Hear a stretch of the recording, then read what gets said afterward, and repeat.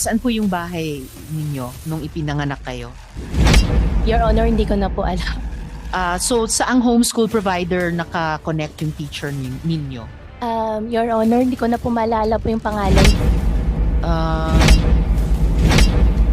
okay, medyo nalalabuan ako ng konti sa ganyan. Ngayon, Mayor, napag-alaman din po namin na delayed yung inyong registration of birth. Ilang taon na po kayo nung na-register yung inyong birth? Your Honor, hindi ko pa lang po siya masyado maalala po ngayon. Okay lang, check ko po. Oo, please, Pasensya na please inform us during the hearing. At bakit po delay yung pag-register ng birth nyo?